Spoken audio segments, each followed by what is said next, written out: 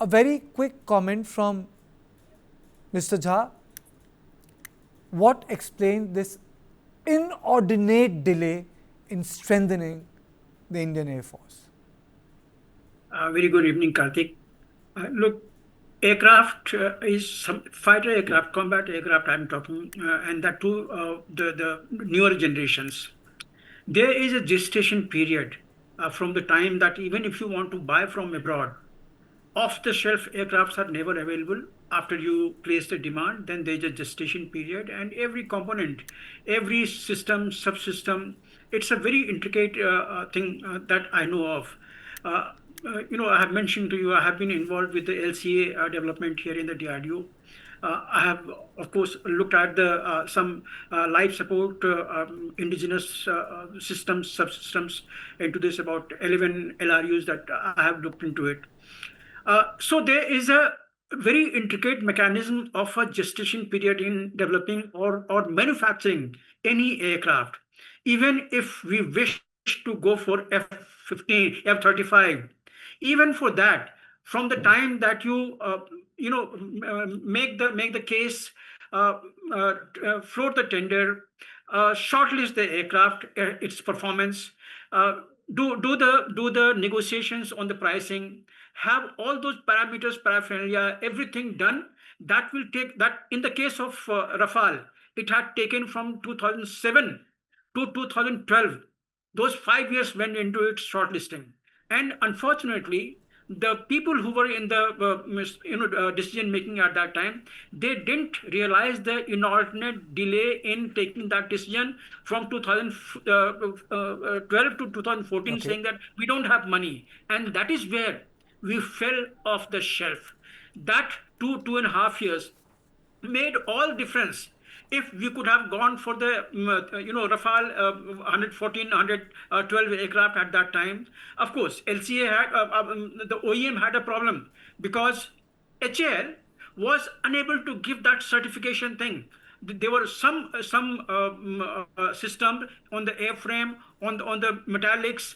There was reluctance of the OEM to have a complete trust onto the HAL. There were issues, but at least once you take up the project, Okay. the path always opens up. If it had taken at that time, we would have been comfortable. Now, Tejas-Mk1A, as you mentioned, it is flying now. Look, there is a very thin difference from the ineligible 404 Kaveri engine to 404. Kaveri engine has given us a thrust of about 85 kilonauts. The requirement was 91 kilonauts. In fighter aircraft, no one wants to take a chance. That is how Kaveri didn't go into it. You never know. When this 7 kilonauts of the thrust is being given to the Kaveri Mark 1 or Kaveri Mark 2, I don't know about the things what is going inside, but they are not sitting idle. Of course, Safran is the one with which We'll come to that. Sir, we'll come to that. Let me flesh this out. 4 important points.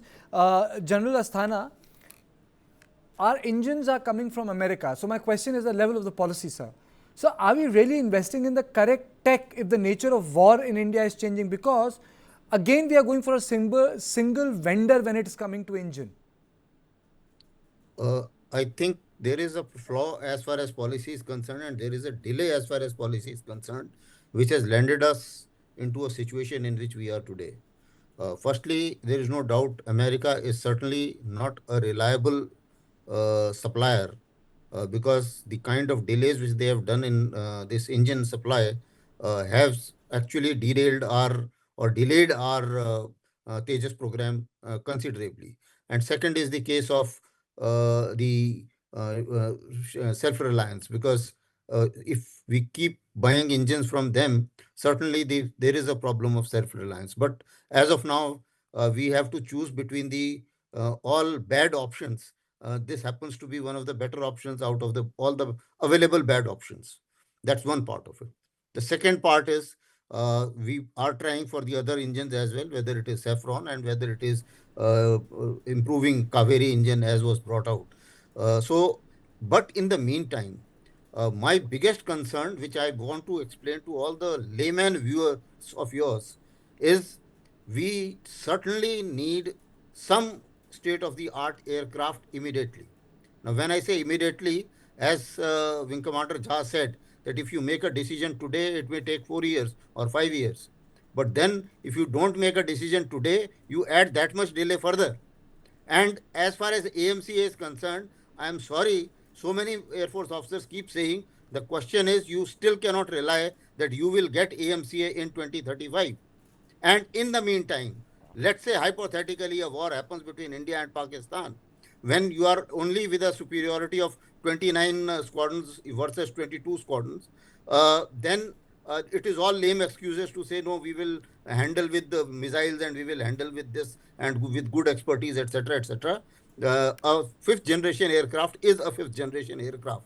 So let's grant, let's not underplay the other side, and therefore, my recommendation is we have to seriously consider buying the whether it is Russian Sukhoi 57 or any other fifth generation aircraft. But some squadrons we must buy.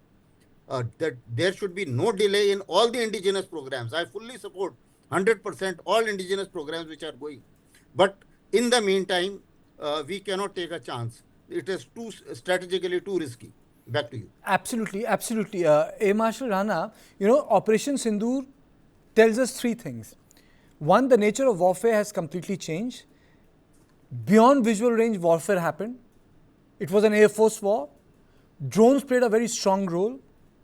And air defense systems, they came in.